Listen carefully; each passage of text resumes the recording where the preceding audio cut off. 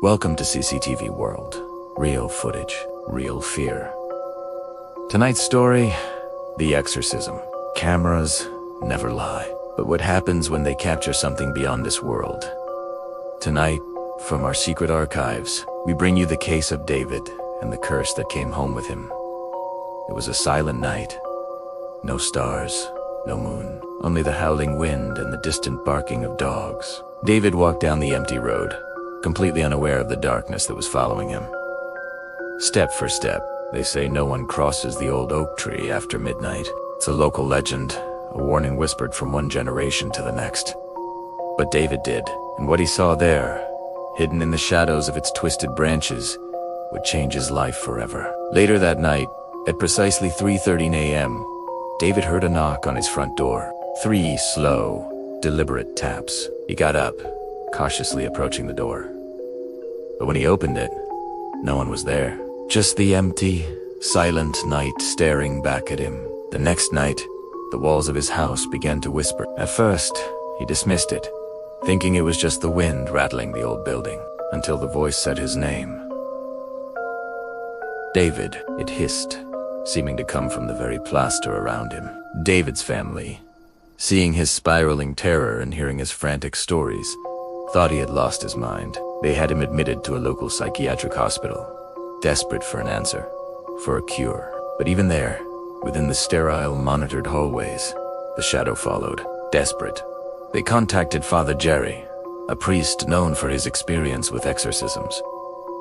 He agreed to help, but as the priest entered David's room, clutching his cross, the lights in the entire wing suddenly went out, plunging them into absolute darkness. From the blackness, a deep voice echoed from David's body. A guttural, ancient sound that was not his own. It spoke one chilling sentence: "He belongs to me." When the power returned, moments later, a blood-red mark had appeared on the wall of viscous, dripping symbol that looked like a shadowy handprint. It was the sign of the possessed. Terrified beyond reason, David broke free. He bolted from the room, from the hospital, and ran out into the night, heading straight for the dense, dark jungle at the edge of town. The jungle wasn't empty. As David crashed through the undergrowth, something moved between the trees. It was fast, its heavy breathing echoing through the fog, its glowing eyes watching his every move. Father Jerry followed in his car, his headlights cutting through the darkness. But as he neared the jungle's edge, the engine sputtered and died. Just then, something slammed against the windshield, leaving a dark, smeared handprint on the glass. They finally reached an old, dilapidated house. Deep in the woods, the very same house that had been haunting David's nightmares for weeks. Lightning flashed, revealing twisted shadows moving behind the broken windows. Inside, Father Jerry began the ritual. He lit the candles and opened his Bible, his voice steady as he began to chant the sacred rites. But the air turned unnaturally cold, and to his horror, David's body began to float slowly, unnervingly, into the air. Suddenly, an invisible force threw Father Jerry across the room, slamming him against the far wall. The camera in the corner shook violently, capturing the priest being tossed like a doll. The lights exploded, and the feed was consumed by static.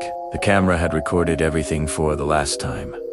All footage went dark for a full 17 minutes when the security system finally rebooted. David was gone. The room was empty, the only evidence of the struggle being an overturned chair and the still flickering candles. The police searched for weeks. They combed the jungle, the abandoned house, and the surrounding areas. All they ever found was David's car, left near the edge of the woods, a window shattered and its door covered in what was later confirmed to be blood. 6 months passed.